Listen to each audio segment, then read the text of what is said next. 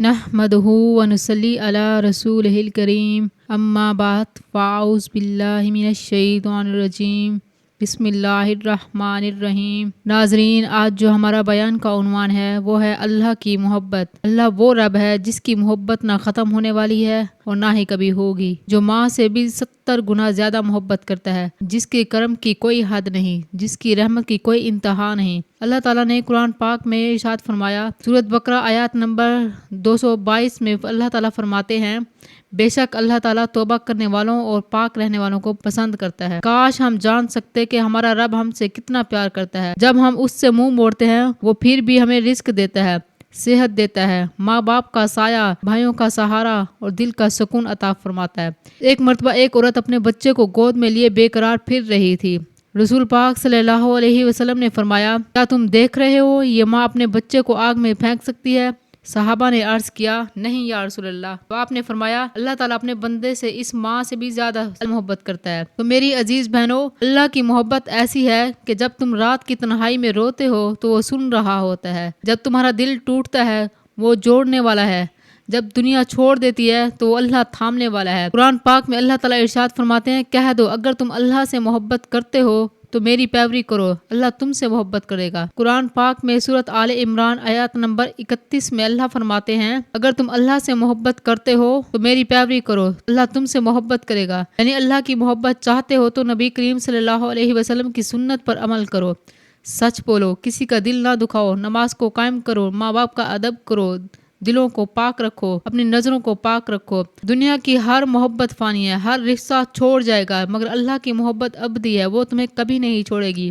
بس اسے سچے دل سے پکارو، بس اسے سچے دل سے پکارو، رو کے پکارو، جھک کے پکارو، اپنی ٹوٹی زبان سے کہو، یا اللہ مجھے اپنا بنا لے، یا اللہ مجھے اپنا بنا لے، اور دیکھنا رب خود کہے گا، میں تیرے قریب ہوں، تیرے ساتھ ہوں، تیرے دل میں ہوں۔ اللہ ہمیں اپنی سچی محبت عطا فرمائے، اپنے ذکر کی مٹھاس نصیب فرمائے اور ہمیں اپنا قرب عطا فرمائے کہ اللہ وہ ذات ہے جس نے ہمیں پیدا کیا، ہمیں پالا، ہم سے کبھی بے وفائی، حالانکہ ہم بار بار اس سے منہ موڑتے ہیں۔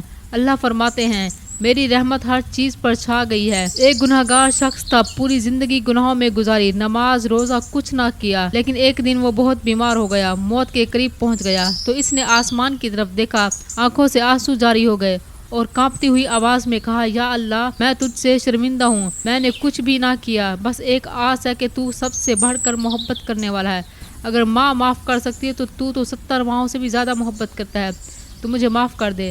اللہ نے اس شخص کی وہ ایک توبہ کی پکار سنی اور اس کی مغفرت فرما دی، کیونکہ ان اللہ یغفر الذنوب جميعا، بے شک اللہ سب گناہگاروں کو معاف کرنے والا ہے۔ اللہ کی محبت ایسی ہے کہ جب بندہ ٹوٹ کے آتا ہے تو لوگ چھوڑ چکے ہوتے ہیں، تب اللہ قریب ہو جاتا ہے۔ اللہ کی محبت کا اندازہ یہ ہے کہ وہ فرماتا ہے، فاذکرونی اذکرکم، تم میرا ذکر کرو میں تمہیں یاد رکھوں گا۔ میری عزیز بہنوں، سوچو، رب مالک کائنات ہمیں یاد کرتا ہے، پھر ہم کیوں کسی اور کے پیچھے بھاگتے ہیں، پھر ہم کیوں دنیا فانی کے رشتوں میں کھو جاتے ہیں؟ جب اللہ جیسا سچا اور ہمیشہ ساتھ نبھانے والا رب ہمارے ساتھ، کسی اور کی کیا ضرورت ہے؟ اللہ کو دل سے یاد کرو، اس سے مانگو، رو رو کر سچے دل سے کہو، اے اللہ میں تجھ سے محبت کرنا چاہتی ہوں، میری زندگی کو اپنے قریب کر دے، میری زندگی کو اپنے قرب سے بھر دے۔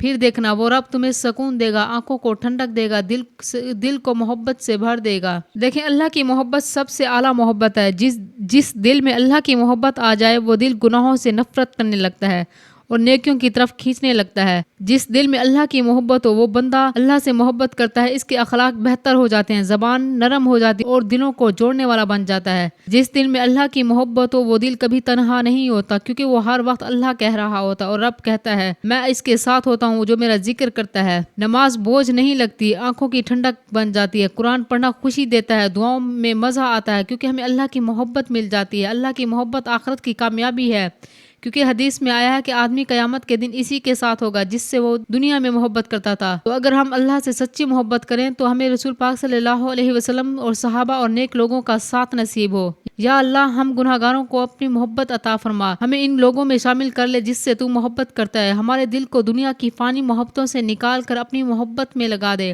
اور ہمیں اپنی رضا کے راستے پر چلنے کی توفیق عطا فرما۔ جزاک اللہ۔